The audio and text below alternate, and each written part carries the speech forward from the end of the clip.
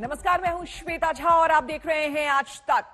एक तरफ अमेरिका में रिश्तों की नई इबारत लिखी जा रही है, दूसरी तरफ पाकिस्तान ने एक बार फिर से कश्मीर राग अलापा है। जी हां, संयुक्त राष्ट्र जैसे सम्मानित मंच का फायदा उठाते हुए पाकिस्तान के प्रधानमंत्री इमरान खान ने पहले जैसा ही रुख अपनाया है। अपने संबोधन में इमरान ने कहा कि कश्मीर में डेमोग्राफिक चेंज बंद करना होगा। लगे हाथ पाकिस्तान की गिदड़भपकी भी सामने आ गई।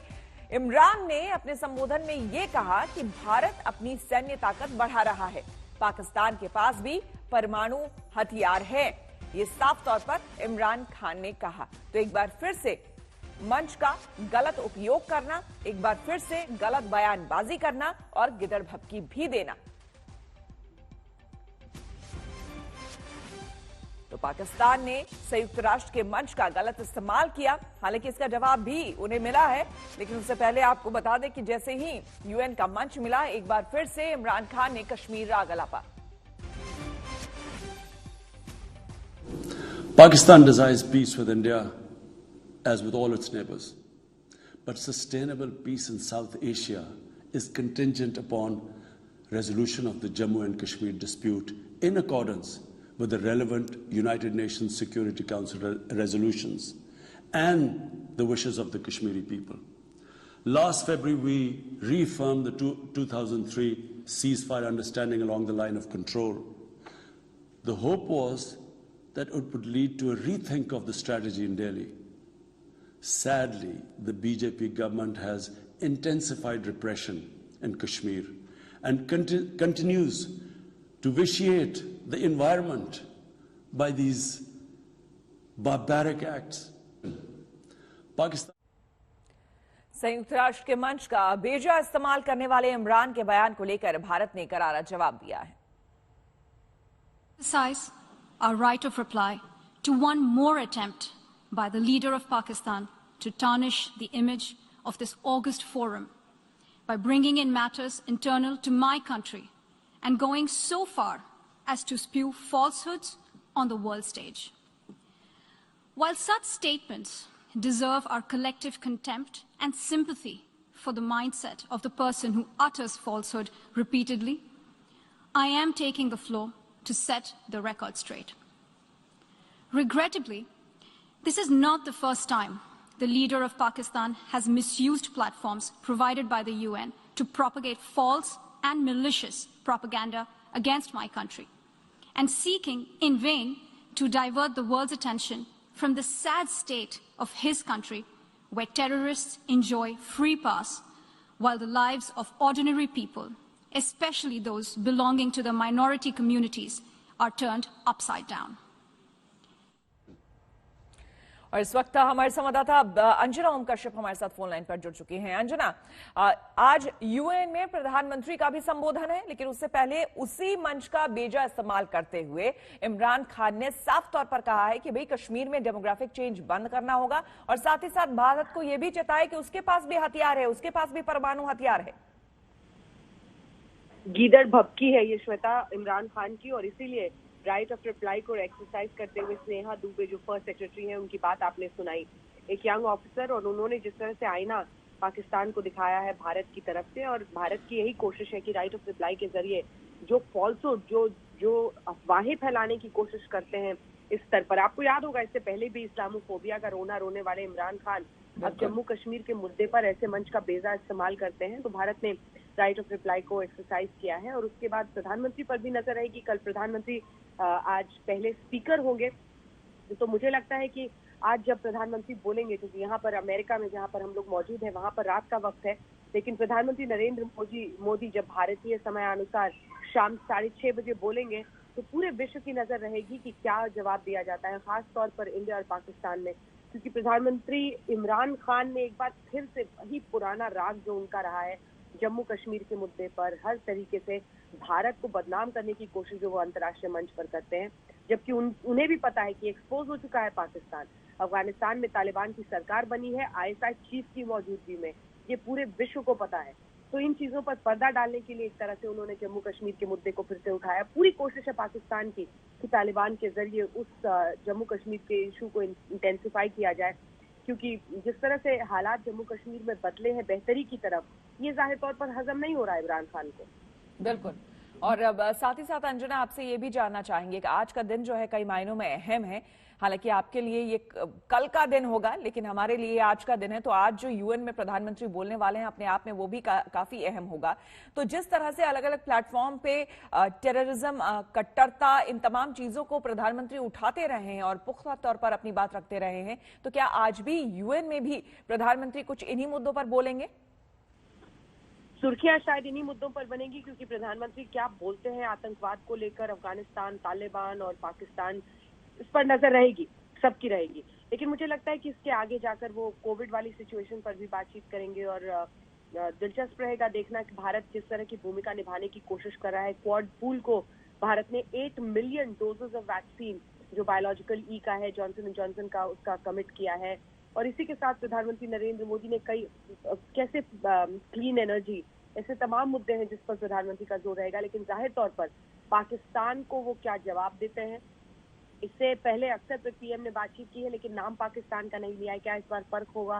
तालिबान की सरकार बनी है, तो तालिबान की का कमिटमेंट रहा है यूएन में, अगर वो उससे पीछे हटता है तो आज भी ये कहा गया द्विपक्षीय बातचीत से लेकर क्वाड मीट में भारत की तरफ से कि अफगानिस्तान की जमीन आतंकवाद के लिए इस्तेमाल नहीं होनी चाहिए भारत या पड़ोसी देशों के खिलाफ।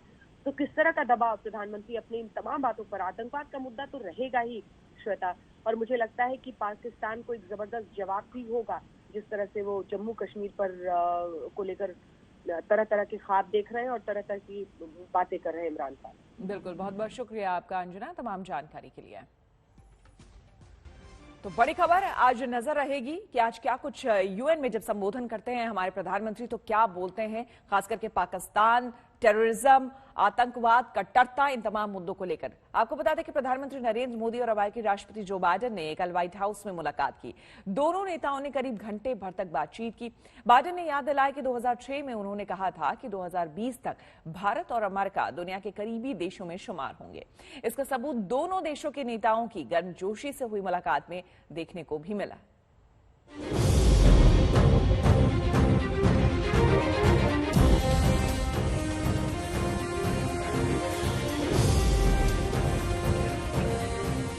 दो साल बाद व्हाइट हाउस में प्रधानमंत्री नरेंद्र मोदी का गर्मजोशी के साथ स्वागत हुआ।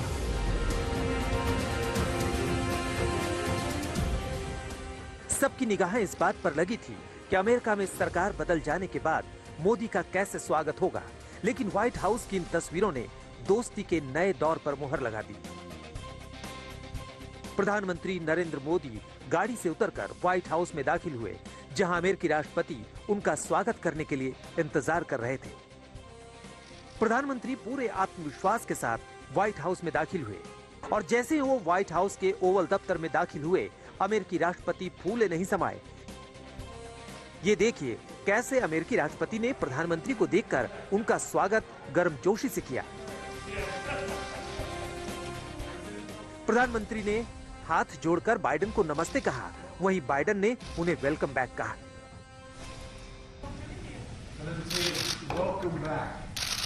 मेरे लिए बहुत खुशी की बात है कि फिर से एक बार आपसे मिलने का मौका मिला। इस बातचीत के दौरान पुराने दोस्तों की तरह दोनों नेताओं ने एक दूसरे का हाथ पकड़े रखा। दोनों के चेहरे पर मास्क होने पर भी उनकी खुशी देखते ही बनती थी। इसके बाद जो बाइडेन और प्रधानमंत्री मोदी के बीच बॉन्डिंग का एक और सबूत देखने को मिला। जो बाइडेन मोदी के कंधे पर हाथ रखकर उन्हें कुर्सी तक ले गए और कुर्सी ऑफर करते हुए हंसी हंसी में ये कहा, That chair is occupied by the Vice President of the United States. Yes. We're pretty proud. Oh, I'm proud too. Please. ये सुनकर प्रधानमंत्री मोदी हंसने लगे और बाइडेन ने उनका इस तरह गर्मजोशी के साथ स्वागत किया। आप प्रधानमंत्री नरेंद्र मोदी की इस वक्त तस्वीरें देख रहे हैं, जो बाइडेन के साथ मुलाकात की, और यही गर्मजोशी आने वाले वक्त में किस तरह से परिवर्तित होती है एक गाढ़े रिश्ते में, एक मजबूत रिश्ते में, इस पर पूरे विश्व की नजर होगी। लेकिन खास बात महात्मा गांधी के इर्द गिर्द आज प्रधानमंत्री नरेंद्र मोदी ने भी कहा। पीएम मोदी ने कहा, it's a great honour to meet you.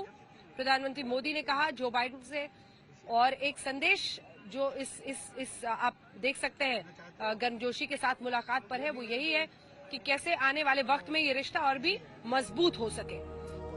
दोनों की बॉन्डिंग सब कुछ कह रही थी, बता रही थी कि बराक ओबामा और डोनाल्ड ट्रंप की तरह प्रधानमंत्री मोदी जो बाइडेन के साथ भी अच्छी केमिस्ट्री बनाने में शुरुआती तौर पर कामयाब हो चुके हैं। प्रधानमंत्री मोदी ने अमेरिकी राष्ट्रपति के स्वागत सत्कार के लिए उन्हें धन्यवाद दिया। मैत्रीपूर्ण और गर्मजोशी भरा हम सबका भारतीय डेलीगेशन का स्वागत करने के लिए मैं आपका हृदय से बहुत बहुत आभार व्यक्त करता हूं। 2016 में और 2014 में भी मुझे आपसे विस्तार से बात करने का मौका मिला और उस समय आपने भारत अमेरिका के संबंधों में आपका जो विजन है, जिसको आपने शब्दबद्ध किया था, वो वाकई बहुत ही प्रेरक था। और आज आप राष्ट्रपति के रूप में उस विजन को आगे बढ़ाने के लिए जो पुरुषार्थ कर रहे हैं, प्रयास कर रहे हैं, इनिशिएटिव ले रहे हैं, इसका मैं स्वागत करता हूं। व्हाइट हाउस में राष्ट्रपति के तौर पर जो बाइडेन से पीएम की ये पहली मुलाकात थी। इससे पहले वो उपराष्ट्रपति के तौर पर प्रधानमंत्री के स्वागत में भोज दे चुके हैं। तब भी दोनों नेताओं के बीच इसी तरह का हंसी मजाक देखने को मिला था। दरअसल 2014 के अमेरिकी दौरे में नवरात्र चल रहा था और पीएम के व्रत चल रहे थे। बाइडेन ने प्रधानमंत्री मोदी के सम्मान में दावत दी थी, लेकिन नवरात्र का व्रत होने की वजह से प्रधानमंत्री ने जब लंच नहीं किया तो बाइडेन ने एक दोस्त की तरह इस बात पर चुटकी ली थी। And happy Navratri, Mr. Prime Minister.